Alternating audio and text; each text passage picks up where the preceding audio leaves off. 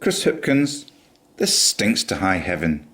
The New Zealand Labour Party's Future Fund announcement is a masterclass in political vagueness dressed up as economic vision. Supposedly a big bold investment fund, but with no clarity on what assets will be included, how it will be structured, or what the public is actually signing up for. This is nothing more than another Hipkins Labour Party clickbait voter scam.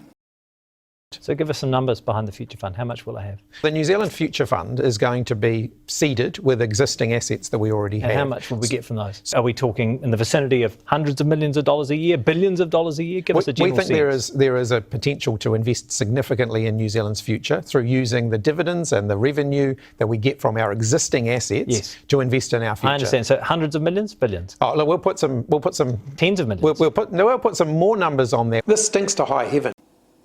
Voters are not only being asked to endorse an open blank cheque, but also Labour's excuse for the secrecy, you've guessed it, Treaty of Waitangi obligations.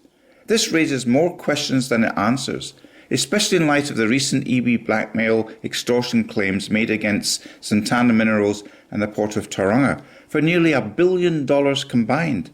This is New Zealand, not Mexico. Labour's marification of New Zealand. Chris Hipkins, this stinks to high heaven, just like your Labour Party. We haven't decided what assets to put in it because different assets have different caveats that come with it. For example, some assets have, for example, treaty claims and overlay, like first right of refusal rights if it gets sold, for example. Is there any treaty clauses? This stinks to high heaven. If Labour truly had a clear plan, they would present it. Instead, they hide behind the claim that they can't say which assets might be transferred because of potential iwi interests. That is not transparency, it is evasion.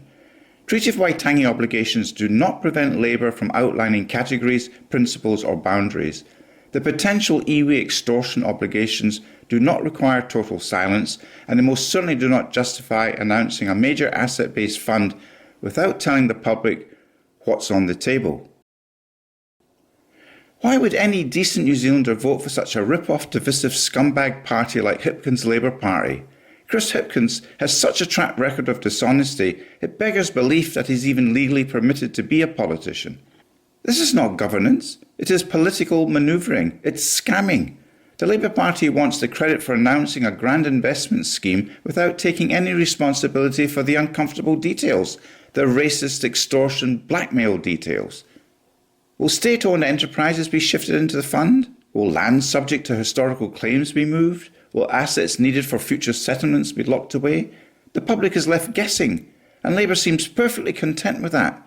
How many more billions of dollars will be paid to New Zealand's iwi extortion gangs?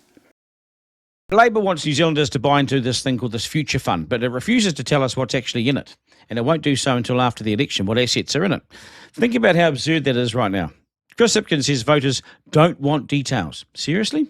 How arrogant is that? I'm sorry, the New Zealand voters deserve better than this. It's not a school sausage sizzle. This is a proposal that could fundamentally reshape ownership of public assets and investment and the economy. This stinks to high heaven.